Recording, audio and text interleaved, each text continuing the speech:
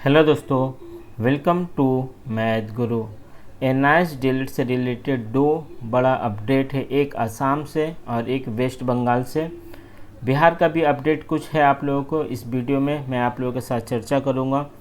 Channel पर अगर नए हैं तो चैनल को सब्सक्राइब कर लीजिए, क्योंकि एनआईएस डिलीट से रिलेटेड एट प्रेजेंट सिर्फ और सिर्फ मेरे ही चैनल के द्वारा लगभग सभी जानकारी आप लोगों को देने का कोशिश किया जा रहा है, क्योंकि कई सारे यूट्यूबर और जो लोग इस टॉपिक को फॉलो कर रहे थे, जो लोग इस टॉपिक को ऊपर वीडियो बना रहे थे, फिलहाल इस पूरे मामला से कहीं ना कहीं अपने आप को अलग करते हुए दिख रहे हैं। लेकिन मैंने आप लोगों से वादा किया था कि जब तक एनआईएस डिलीट का मामला पूरी तरीक़ा से सॉल्व नहीं हो जाता है तब तक मैं कोशिश करूंगा अपने इस यूट्यूब चैनल के माध्यम से आवाज़ उठाता रहूं। हालांकि मेरा प्लेटफॉर्म बहुत ज़्यादा बड़ा प्लेटफॉर्म नहीं है, लेकिन जो भी पॉसिबिलिटी मेरे तरफ से बन रही है मैं पूरा का पूरा कोशिश कर रहा हूं कि एनआईएस डिलीट कैंडिडेट को जस्टिस दिलाया जाए।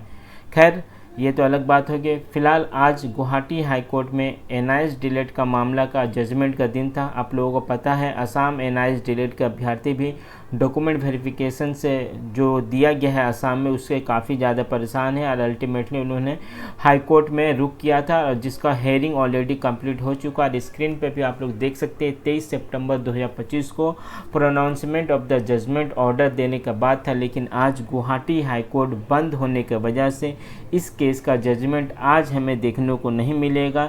रीज़न अभी हालांकि ऑफिशियली कोई बताया नहीं गया है। हालांकि सिर्फ एक बेंच ने पूरा का पूरा गुवाहाटी हाई कोर्ट ही बंद है। मे भी बारिश वगैरह काफ़ी ज़्यादा हो रहा है, इसके वजह से जो है कोर्ट को आज बंद रखा गया। न्यूज़ चैनल वगैरह में भी आप लोगों ने देखा होगा।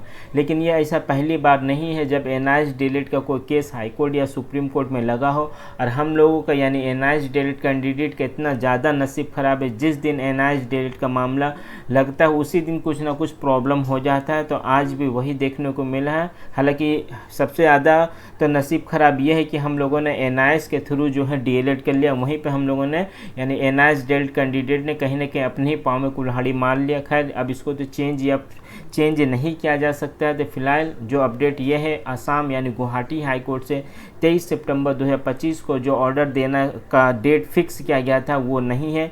नेक्स्ट ऑर्डर में भी कल हो सकता है। हालांकि अभी ऑफिशियल वेबसाइट यानी गुवाहाटी हाई कोर्ट के ऑफिशियल वेब पेज में कुछ भी अपडेट नहीं किया गया है, लेकिन उम्मीद ऐसा है कि कल जो है इस केस का जजमेंट मिल जाएगा।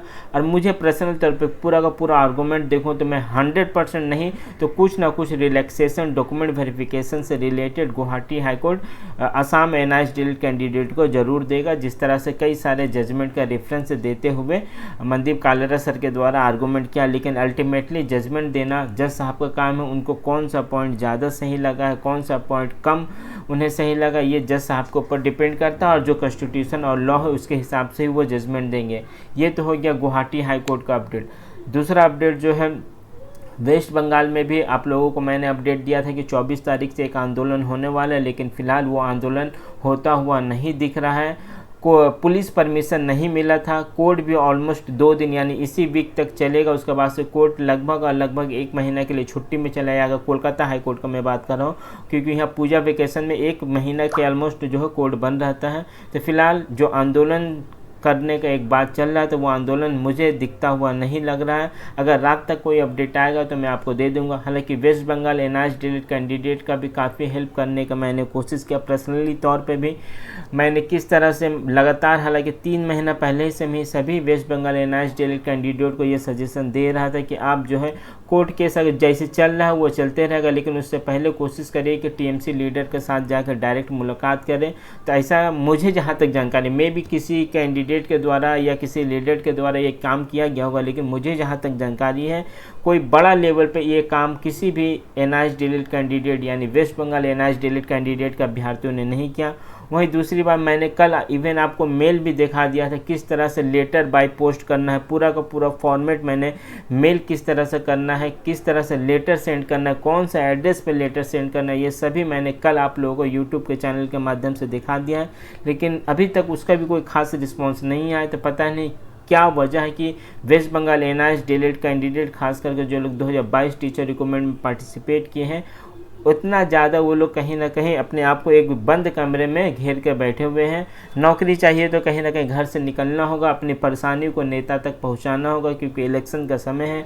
2026 में वेस्ट बंगाल में भी इलेक्शन है, लेकिन उस तरह का प्रयास या ट्राई जिसको बोला जाता है वो वेस्ट बंगाल एनआरएच डिलीट के कैंडिडेट का तरफ से देखने को नहीं मिल रहा है। इंडिविजुअली मैं बात कर रहा हूँ, किसी लीडर के ऊपर मैं उंगली नहीं उठा रहा, क्योंकि लीडर वगैरह कहीं ना कहीं कोर्ट केस वगैरह में बिजी है। तो इंडिविजुअल जो वेस्ट बंगाल एनआरएच डिलीट कैंडिडेट को करना चाहिए वो लोग नहीं कर रहे हैं, सिर्फ और सिर्फ इस उम्मीद में बैठे हैं कि कोई दूसरा कैंडिडेट कुछ कर देगा तो साथ में उनका भी भला हो जाएगा।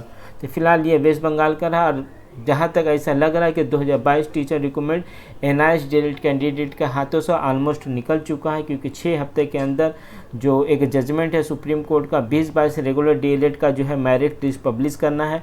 2200 से 2300 सीट बचा हुआ है वेस्ट बंगाल में टोटल। उसमें किसको क्या कौन सा कितना सीट किसको मिलेगा, एनआरएच डीएलएड को मिलेगा या 2022 डीएलएड कैंडिडेट को मिलेगा या इवन 301 अलग एक ग्रुप है उनको मिलेगा, बता पाना काफ़ी मुश्किल है। लेकिन 90% अब ये चांसेस है कि अगर सुप्रीम हाई कोर्ट के द्वारा कोई जजमेंट नहीं दिया जाता तो ये रिक्रूटमेंट एनआरएच डीएलएड के हाथों से निकल चुका है, वेस्ट बंगाल एनआरएच डीएलएड कैंडिडेट के हाथों से। तीसरा बात करूँ मैं बिहार का, तो बिहार में अभी तक का अपॉइंटमेंट लेटर इशू नहीं किया गया। लगातार ट्विटर कैंपेन भी चलाया जा रहा है, जिसका अपडेट मैं अब लगातार आप लोगों को अपने इस यूट्यूब चैनल के माध्यम से दे रहा हूं। लेकिन बिहार में भी लगभग वही देखने को मिला। लगातार 2 से 3 बार मेरे द्वारा अपडेट किया गया था कि ट्विटर कैंपेन में सभी लोग पार्टिसिपेट करें, क्योंकि जैसे ही इलेक्शन का डेट अनाउंस होगा फिर उस समय ज्वाइनिंग काफ़ी मुश्किल हो जाएगा। तो मैं उम्मीद करता हूँ कि आप लोग मामले की गंभीरता को देखेंगे। जिस तरह से सभी अभ्यर्थी अपनी मांगों के लिए लगातार आंदोलन कर रहे, आंदोलन का मतलब ये नहीं है कि रास्ते में उतर के लॉ एंड ऑर्डर को अपने हाथों में लेना, शांतिपूर्ण तरीके से अपनी बातों को जो रिस्पेक्टिव पॉलिटिशियन है या जो अथॉरिटी उन तक पहुंचाना है। हालांकि बिहार के जो लीडर है वो काफ़ी ज़्यादा एक्टिव है ग्राउंड लेवल पर, खास करके दीपक सर का मैं बात करूँ, वो लगातार कोशिश कर रहे हैं कि अपनी बातों को जो है जल्द से जल्द मनवाया जाए। और लगातार वो डेली किसी न किसी पॉलिटिशियन से या डेली किसी न किसी वो अधिकारी से मुलाकात कर रहे हैं, और जो हम लोग का परेशानी है बिहार एनआरएच डीएलएड कैंडिडेट को उसको सॉल्व करने का पूरा कोशिश कर रहे हैं। उम्मीद है कि जल्द इसका समाधान हो जाएगा। लेकिन अगर इंडिविजुअल सभी एनआरएच डीएलएड कैंडिडेट, बिहार के एनआरएच डीएलएड कैंडिडेट जो लोग सिलेक्टेड है, अपनी परेशानी को लेकर सही जगह पर जाते हैं तो इसका सलूशन हमें जल्द से जल्द देखने को मिल सकता है। क्योंकि जहां इलेक्शन का डेट अनाउंस हुआ तो 1.5 से 2 महीना कहीं ना कहीं पूरा का पूरा मामला लटकता हुआ दिख सकता है। बीपीएससी टीआरई 4.0 में आप लोगों ने देख ही लिया, मात्र 27,000 के अराउंड जो है वैकेंसी देखने को मिलेगा। तो बहुत बड़ा वैकेंसी, जो इसका पहले 3 एग्ज़ाम हुआ जिस तरह से लगभग 70,000 से 1 लाख के प्लस वैकेंसी देखने को मिला था, इस बार वैसा नहीं है। कल एजुकेशन मिनिस्टर ने भी साफ क्लियर कर दिया कि रोस्टर ऑलमोस्ट कंप्लीट हो चुका है और लगभग 27,000 तक ही वैकेंसी आएगा। हालांकि कई सारे आंदोलन ऑलरेडी हुए हैं वैकेंसी को बढ़ाने के लिए, और आने वाले कल में भी लगातार आंदोलन होने की पूरी संभावना है। उससे रिलेटेड कोई अपडेट आएगा तो मैं आपको दे दूंगा। इसी बीच में जो है एज रिलैक्सेशन एनआरएच डीएलएड कैंडिडेट को लेकर भी कुछ मामला चल रहा है, जो कि मनोज सर के द्वारा लीड किया जा रहा है। लेकिन मेरा अभी भी यही मानना है, क्योंकि सुप्रीम कोर्ट का ऑर्डर है कि एज रिलैक्सेशन मिलना चाहिए एनआरएच डीएलएड कैंडिडेट को। तो जब एडवर्टीजमेंट आएगा तो मुझे पूरा उम्मीद है कि बिहार सरकार उसको फॉलो करते हुए जो है एज रिलैक्सेशन देने का जो बात किया गया है एनआरएच डीएलएड कैंडिडेट को, उसको ज़रूर फॉलो करेगी। फिलहाल एनआरएच डीएलएड से रिलेटेड कोई नया अपडेट नहीं है। एनआरएच डीएलएड या टीचिंग एग्जाम से रिलेटेड कोई नया अपडेट आएगा तो मैं आपको देने का कोशिश करूंगा। चैनल पर नए हैं तो चैनल के साथ बने रहें, वीडियो को अधिक से अधिक लोगों तक शेयर करें ताकि सभी जानकारी उन तक सही समय पर मिलता रहे। Thank you.